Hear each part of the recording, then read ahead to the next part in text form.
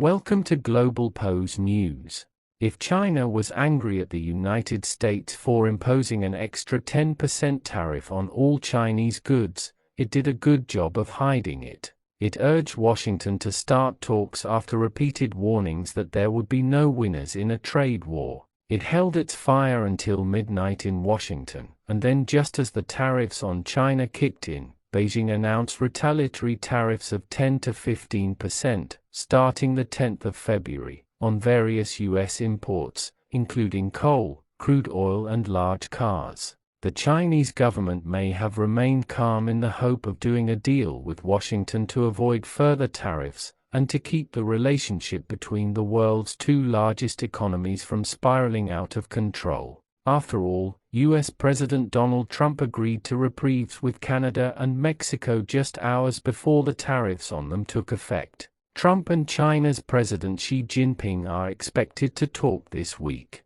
The U.S. levy will sting, especially because it adds to a slew of tariffs Trump imposed in his first term on tens of billions of dollars of Chinese imports. And China's population is already concerned about their sluggish economy. Beijing and Washington have gone toe-to-toe on tariffs before, but a lot has changed since Trump 1.0. For one, the Chinese economy is not as reliant on the US as it was back in 2020. Beijing has strengthened its trade agreements across Africa, South America and Southeast Asia. It is now the largest trading partner of more than 120 countries. A deal could still be in the offing, but the additional 10% may not offer the leverage that Trump wants, says Chong Jian from Carnegie, China. 11's win-win as America retreats. President Xi Jinping may also see a bigger opportunity here. Trump is sowing division in his own backyard, threatening to hit even the European Union (EU) with tariffs, all in his first month in office. His actions may have other U.S. allies wondering what is in store for them.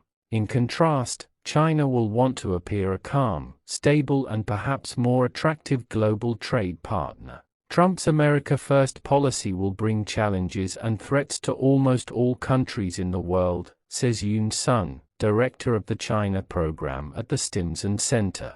From the perspective of US-China strategic competition, a deterioration of U.S. leadership and credibility will benefit China. It is unlikely to turn well for China on the bilateral level, but Beijing surely will try to make lemonade.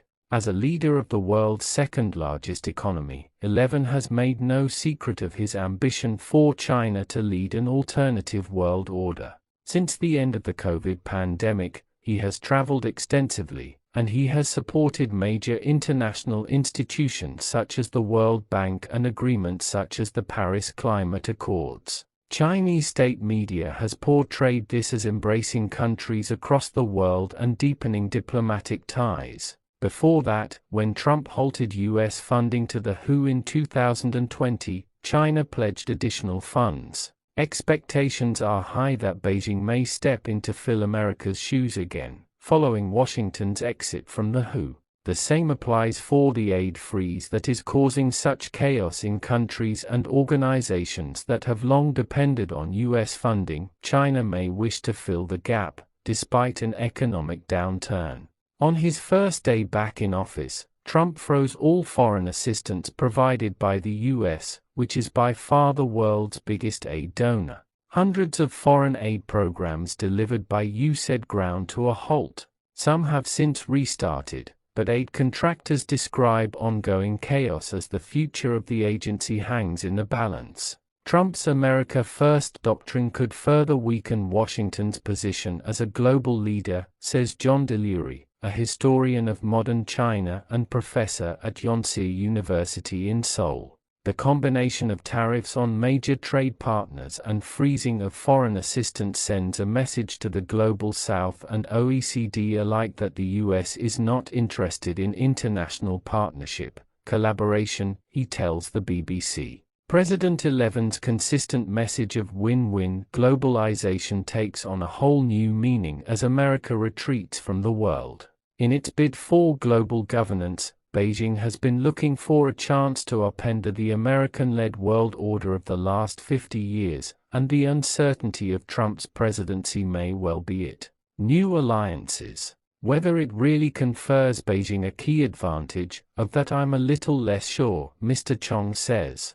Many U.S. allies and partners, especially in the Pacific, have a reason to work with Beijing, but they also have reasons to be wary. That's why we've seen Japan, South Korea, the Philippines and Australia move closer together, in part because of the apprehensions they harbor towards China. There is gathering momentum for a possible trilateral relationship among Australia, Japan and South Korea, motivated by the impact of a second Trump administration, according to the Australian Institute of International Affairs. For more updates, news, views from around the globe, follow us on all our social media platforms at Globalpose.